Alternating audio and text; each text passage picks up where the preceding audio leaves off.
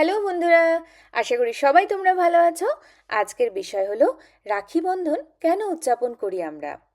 চলো সেই গল্পটাই শুনি। রাখি বন্ধন হিন্দুদের অন্যতম প্রধান ও প্রাচীন উৎসব। এটি শ্রাবণ মাসের পূর্ণিমা তিথিতে উদযাপন করা হয়। এই উৎসবকে রক্ষাবন্ধনও বলা হয়। রাখি বন্ধনের মূল উদ্দেশ্য হলো ভাই ও বোনের সম্পর্কের পবিত্রতা ও ভালোবাসাকে আরও দৃঢ় করা। এই দিনে বোন ভাইয়ের হাতে রাখি বেঁধে প্রার্থনা করে যাতে ভাই সব সময় ভালো থাকে, সুখী থাকে এবং বিপদ থেকে রক্ষা পায়। ভাই ও বোনকে প্রতিশ্রুতি দেয় যে সে চিরকাল তার বোনের রক্ষা করবে এবং সকল বিপদ থেকে বোনকে নিরাপদ রাখবে। রাখি বন্ধনের পেছনে অনেক পৌরাণিক কাহিনী আছে। যেমন বলা হয়, কৃষ্ণ দেবতা তার আঙুল কেটে ফেলেছিলেন। তখন দ্রৌপদী নিজের শাড়ির আঁচল ছিঁড়ে কৃষ্ণের আঙুলে বেঁধে দেন। সেই থেকে রাখি বন্ধনের শুরু।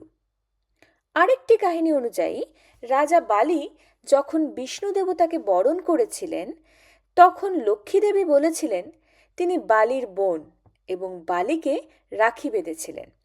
এসব কাহিনীর মাধ্যমে বোঝা যায় রাখি বন্ধন কেবল ভাই বোনের মধ্যে সীমাবদ্ধ নয়, এটি স্নেহ, দয়া এবং রক্ষার প্রতীক।